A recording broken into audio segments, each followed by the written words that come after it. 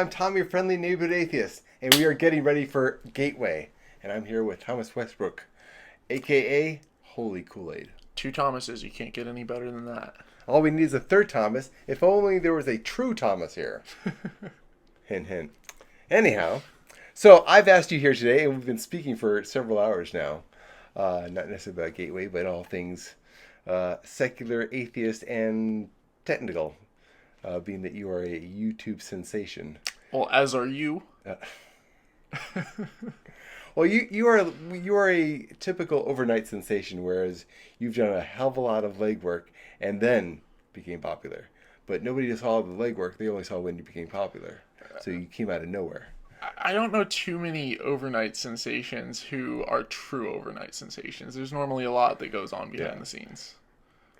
But it seems a lot of people that have been very popular on YouTube, like Amazing Atheist and Meta, been around for a long time. But you and Cosmic Skeptic seem to be fairly new on the scene. But I know you've done a lot of work beforehand, so you we're already on the scene. You just Well, in both of our cases, I mean, Alex, he reads a lot. He's constantly learning. He's constantly growing. He's constantly adapting. And, you know, I'm kind of the same way. It took about 5 years of just really diving into this stuff. Everything from search engine optimization to social media marketing. You know, there's a lot that goes on behind the scenes where you can have the best video in the world, and if you don't market your content and you're not going out there and finding ways to get it out there, well, it's like if a tree falls in the forest and no one's around to hear it. You know, what's the point? You know, it's I'm probably butchering that analogy. Yeah. By the way, that's mine. I'm best videos out there. Just I'm not marketing them properly. Definitely check out his channel. That would be Tom the Atheist on. And speaking of on, let's get on to Gateway. Gateway, you have been going to a lot of conferences lately. I have. Fairly new to them, relatively speaking. Yeah, I started about towards the end of last year. The first one that I went to was Free Thought Day up in California. And then I went to Skepticon. I was at Seth Andrews' 300? He does a lot of podcasts. I went to one of his anniversary podcasts in the DFW area. I did some debates, and then I was overseas, and now I'm back. So I've been doing the rounds up in Imagine No Religion in Canada, ReasonCon. Now, I've known about your channel pretty early on, I think. Finally got to meet you at ReasonCon. Indeed. Was that 2 months ago already?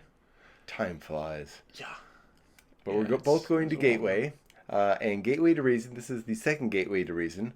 The first one was 2 years ago, and that was a huge success. Great lineup of speakers, which Thomas True has managed to do again. A fantastic lineup of speakers. I'm excited to see them. Got the Unholy Trinity again: Seth Andrews, Matt Dillahunty, and Aaron Ra, along with a couple of sciencey. I can't think of her name now. Speaking of fear, what's her name? Care. Margie. Yeah, Margie. Care.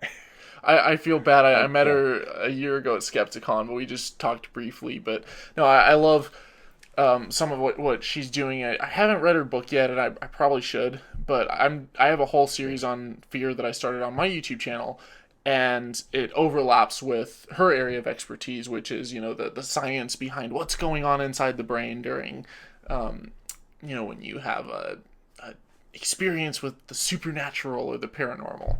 So it's exciting stuff. I'm sure that it's going to be a good talk. So what are you looking forward to about this conference?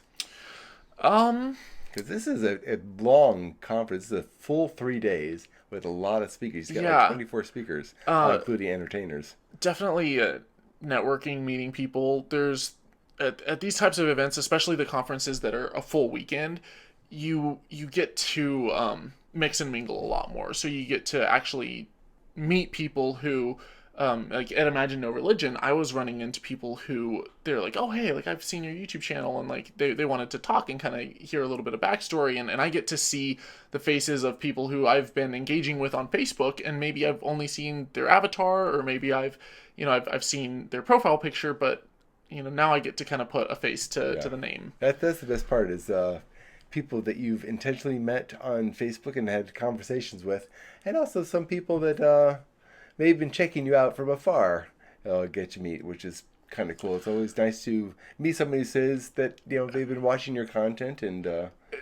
Funny story on that, because I don't hide my face on my channel. If you watch enough of my videos, I'm out there.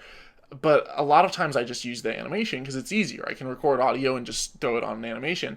So a lot of times people will recognize my voice before they recognize my face. So when I was at Imagine No Religion, they opened up the floor for questions during one of the talks, and I got up and I asked a question about something about the brain, and I think it was on Michael Persinger's God Helmet.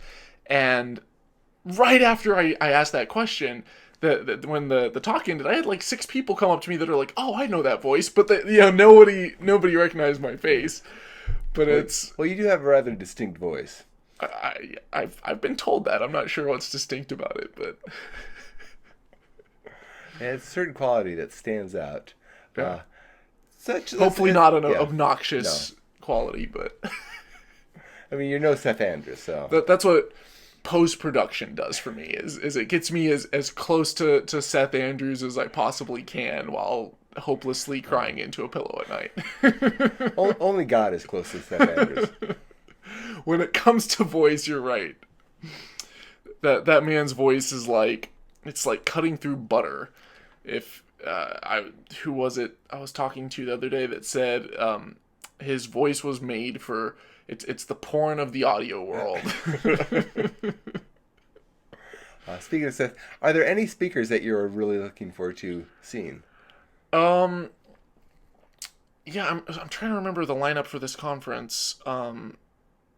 Definitely the Unholy Trinity tour. I everywhere I go, I run into Matt Dillahunty. He's at every single conference. So I have an ongoing joke with Matt that he's following me. And just running into them again. I'm close friends with all 3 of them.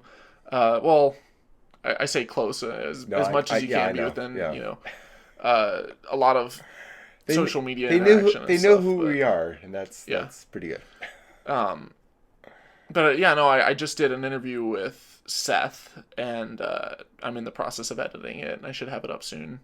So I'm looking forward to Keith Jensen, who I saw at Reason Rally, comedian, and have you ever seen Steve Hill? Yeah, he does a good I know show. Steve. And Shelley Siegel is going to be singing again. Though I think she may be just doing the VIP party. I'm not sure. Okay.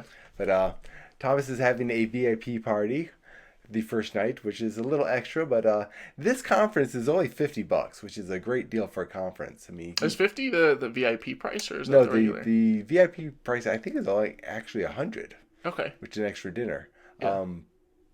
The biggest cost of these conferences is actually getting there and staying there. And Thomas is actually trying to set up ride share and room share, which you're never in the room anyhow. So it's a very affordable conference. It's, I was looking at conference lineups all throughout, because I'm doing the rounds, and certain conferences just about bankrupted me, especially if you want to get in and network with some of the speakers, go to the VIP dinners and stuff like that. You can be out $400 or $500 by the end of it, and this one is not. It is not overpriced. Yeah. The one conference that I really wanted to go to was TAM. That was $500 just to get in the door. Yeah. So that's.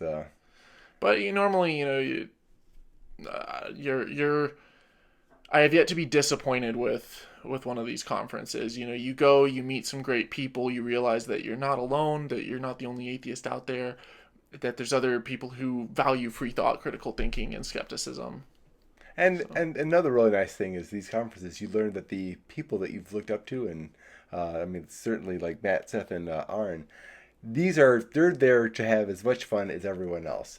They're there to socialize and get to know people and have conversations, and then get people like you and I that have our own small impact on the world. Yeah. Yours is. I don't think I've ever been to any of these conferences where the speakers just blew off, people. Like they almost always will. They'll mix and mingle and talk and sign books and hang out and have conversations, and it's just a lot of fun. These are people you're listening to their podcasts, watching their YouTube channels. you're reading their books, and then you get to go and meet them in person. There's nothing better than that. Yes. Well, Thomas, I really appreciate you coming out to visit me all the way in Chicago. I'm not even sure where you're based out of. You're a bit of a nomad. Well, I was in Chicago, and we were gonna do this interview over Skype or something. Yeah. But I was up here to meet with Cognis guys. The guys from Cognitive Dissonance. Another Tom. And I was coming down from Toronto from Imagine No Religion. I'm heading down towards Texas. I'm like, I'll swing by, stop by, do an interview with them, meet up with you, see if there's anyone else in the Chicago area, and then probably head down to back down to Texas for a bit. It's a very interesting life you've picked for yourself for a while, anyhow. Giving up the corporate world and taking up professional.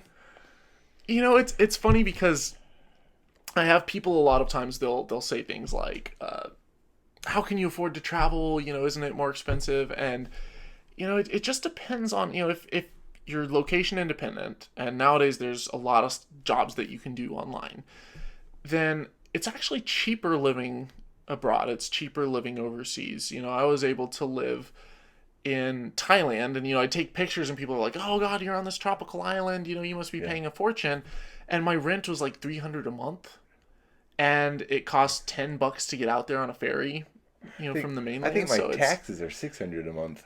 Yeah, and I didn't have car expenses. I rented a motorbike, I think, for it was like $50 or something. It was next to nothing, and all that food, I think about $1.50 for a big plate of food. So you save if you can make it over there and you slow travel and you're not just blowing money at these all inclusive resorts. You can really.